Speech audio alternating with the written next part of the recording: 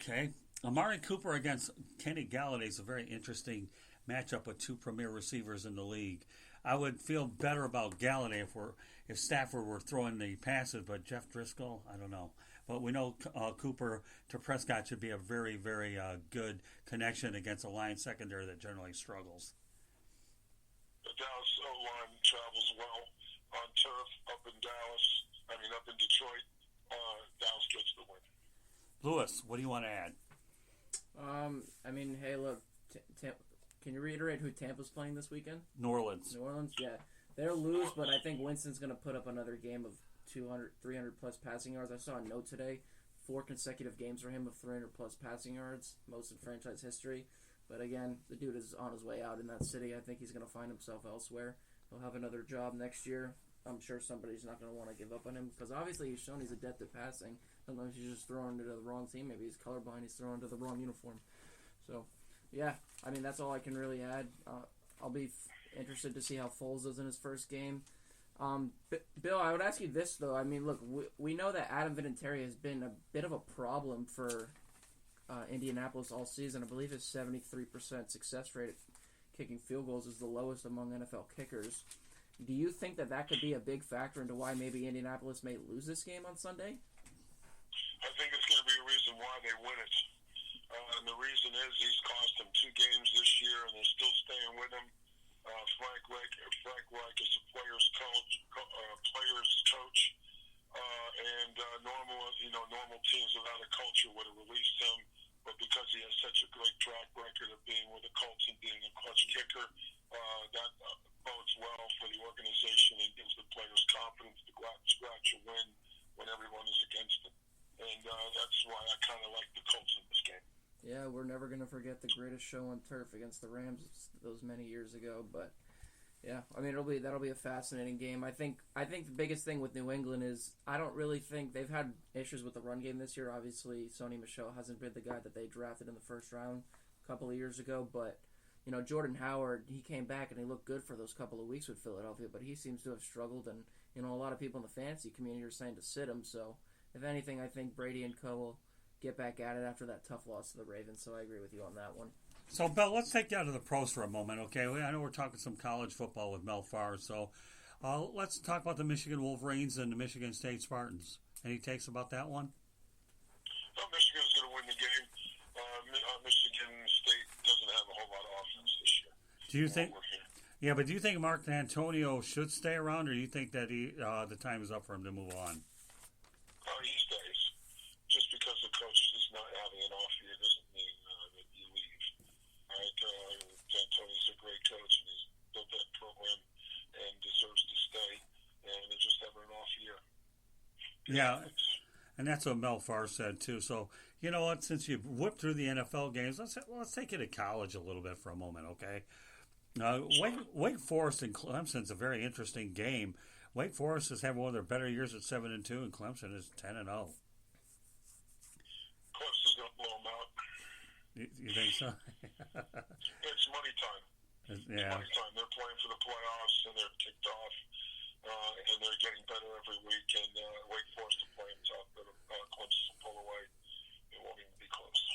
So what about the Minnesota Gophers? Do you think they're for real? Boy, they really took it to Penn State a week ago. They play Iowa. Yeah, but it's going to be a tough game up there.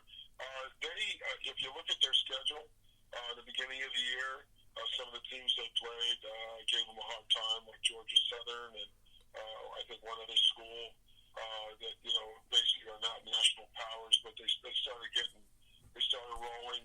They got it going on, but they haven't been in that rarefied air ever. And going up to Iowa and getting the win up there, that could be a little bit of a trap game. And I think they'll win it, but I think they're not going to, blow them out or anything like that. I think they'll get up there and get a win, but they'll have to scratch and fight for everything. All right, let's talk about the Wisconsin-Nebraska. It's an emotional letdown after you play a game like that. Oh, that's true. Good point, Bill. Let's talk about Wisconsin-Nebraska. One would think on the surface when you schedule the game it should be closer, but Wisconsin, I think, is a victim of weak scheduling. Yeah, and they're going to play Minnesota later in the year, but they do take on Nebraska. They generally beat up on Nebraska. But what are your thoughts about the Wisconsin Badgers? Do you think they're playing for a New Year's Day bowl right now? I think Wisconsin is a sleeping giant. I think they're going to play Minnesota. We'll have to see how Minnesota goes and whether or not they're going to be able to get past Wisconsin when Minnesota plays them. I expect them to. But Wisconsin's got a storied franchise and a lot of pride. All right, and just because they went out and played one or two games where they kind of showed they couldn't pass the ball doesn't mean that they're not a team to be reckoned with. So I think they're going to go up and beat Nebraska soundly and be ready for Minnesota. And it's going to be fun to watch them. Well, let's recap a couple games from last week. Okay, Minnesota against Penn State. I actually thought that Minnesota would beat Penn State, and it didn't hurt that P.J. Fleck got a 7-year contract extension. He's breathed a lot of life into that Minnesota Gophers program. Were you surprised that Minnesota beat Penn State the way that they did? When the first quarter was going on, I knew that Minnesota had arrived because their quarterback showed tremendous leadership, tremendous poise, made all the right decisions, and just outplayed the quarterback at Penn State. And Minnesota goes how well their quarterback plays. And right now he's doing very, very well. I don't anticipate him having any setbacks. Kind of reminds me of how Boise State used to play. Underrated. They just keep going out there and playing the teams and doing really, really well because of great quarterback play. Well, so Minnesota, as long as they got that quarterback, they can play with anybody. He threw us a nice ball down the rat hole when they really needed it in the fourth quarter, and that's tough. You can't teach that. That's just a kid that has developed and learned the offense and has all the confidence of his coaches and his teammates, and is a really good leader. It was impressive to watch. Last week, LSU topped Alabama. I had a feeling that LSU would walk into Alabama and beat them. And Ed Orgeron, I think, is one of the most underrated coaches in college football. So, what are your thoughts about the LSU program? I think if Alabama plays them again, they're going to beat them. Do you really? Yeah, because LSU got a big lead and almost lost the game. Yeah. And that's LSU. They had mental lapses, always have been. And they got a great quarterback play. They're sitting in the driver's seat. Everybody's singing all their praises. All right, but the reality of it is Alabama gets another shot at them. I think they're going to beat them if Tua stays healthy. He doesn't fumble that ball going into the score. It's a totally different game. Now, Alabama's ranked number 5. Do you think that that's too high for them at this point? And that I think they're right where they need to be because Georgia's going to lose and Alabama will get the 4th spot. I think the same two teams are going to play in the championship game. Oh, do you really? Okay. Mm-hmm. Well, let's talk about Georgia. I think Alabama's going to beat them this time. Let's talk about Georgia Auburn since you mentioned Georgia. They're 8-1, Auburn 7-2. That's always a nice rivalry. Then again, everything in the SEC generally a good rivalry, anyways. I like Georgia in this game, but it's going to be a close one. The quarterback for Georgia hasn't been playing as well as he has been last year because of his receiving course and his experience as it was in the past. They're having some problems throwing the football. And but they got that run game, and they'll play really, really well. Auburn will play them tough, and I think Georgia's going to get the win. All right, so let's go back to the NFL. I was just curious to get your opinion on some of those games. Do you think Adam Gase deserved that vote of confidence to get that? Sure. Do you? Okay. Sure. Yeah, I get really tired of the revolving doors with organizations. The Jets need stability. They have a good coach. He's drafted number 1. His quarterback at least shows that he's getting better every week. They won some ball games. You got to just stick with him during the bad and not abandon him. Because I have a philosophy for every bad thing that happens, some good things are going to happen. And, the Jets have been snake bit a little bit with some injuries and some of the stuff that's been going on. Of course, the media hasn't been helpful, trying to throw them under a bus a little bit from all kinds of stupid stuff on the sidelines. So the reality of it is they played through all that and they're winning some games, so of course he needs to be back. Because he hasn't lost the team, he hasn't lost the locker room.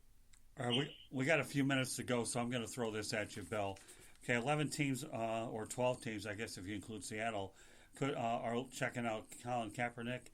I'll list you the teams real quick and just give me 1 or 2 do you think could be the most likely landing spot for him. I mentioned Seattle. You got the Arizona Cardinals, the Atlanta Falcons, the Cleveland Browns, the Denver Broncos, the Lions, the Dolphins, the Patriots, the Giants, the Bucks, the Redskins. Name me 2 teams that you think Colin could be a fit. Bears in there? No. Okay. To be honest with you, right now, this is a little bit of an eminence fund. I think some quarterbacks are looking at, some coaches are looking at backup quarterbacks that they know they can put in where they run pass option going down the stretch. So right now, we'll have to see. I don't have any team right now that sticks out with me. The one team that I thought might take a shot at them was the Bears. However, if they're not sending a representative, then that means they're out. So at this point, I'm not going to speculate because they're just, I don't like to do that unless I've done a mistake. I honestly don't have a feeling at all, one way or the other. But if I had to reach out and pick one, I'd say Seattle. Yeah, it's funny because I know that they had looked into Kaepernick before, but then, they backed away from it. And I think what I like about the Seattle choice, Bill, is the fact that Kaepernick does have a lot of mobility, and as does Russell Wilson. So I think the fit appears to make the most sense for sure. It'd be a good locker room for him because he's in the Pacific Northwest, so he's not going to get a tremendous amount of media coverage. He can be around a coach that's, a lot older, that understands players, understands what's going on out there, can relate to them. I think it'd be a good quarterback room with Russell Wilson. Okay, and, if Russell Wilson, for whatever reason, gets hurt, you'd like to have a quarterback like Cap in there. They can move around and make the same kind of plays without really shocking your offense. So the more I think about it, I think Seattle might be the possible team that might bring them in. Yeah, and the more I think about it, okay, you talk about the good locker room. I think Josh Gordon appeared to fit in very nicely on Monday night, even though they eased him in there. Yeah, that's exactly what I'm talking about. Yeah, exactly. There's some teams like the Patriots in Seattle that have mature locker rooms and stability from the top all the way to the bottom, where players that can come in that are perceived as whatever you want to perceive as problem childs or whatever. All Colin wants to do is play football. All right, and he's been punished enough, and quarterbacks are dropping like flies, and this is a business. Okay, and I've heard some things that that he's the one who did this, and the NFL wasn't involved, and some representatives are telling us there's a lot of fallout from this. But I think what Colin needs to do is just show up to Atlanta, be quiet, show what he can do, and I think some good things will happen to him. And life is very funny. All right, he's been sitting on the perimeter for a couple of years. Who the hell knows? He might want to be starting in a playoff game. Okay, and the same thing is going to rear its ugly head. Okay, with the social media and all the other stuff like that, and he can show his true colors by just being quiet and playing ball and letting his play do his talking for him. So I'm quietly optimistic for him, but it's going to have to be with the right organization, and I think Seattle might be the one team that he might have a shot with. Okay, after all, we're football players, we're not politicians. Okay, and the media has a tendency to make a lot of things overreact on these young men, and you love to see them resurrect their careers, and you like to see guys like RG3, turn around and have a great career and play ball, and then go to a team that has a legitimate shot at winning a Super Bowl. You never know, he could be in there if Lamar gets dinged.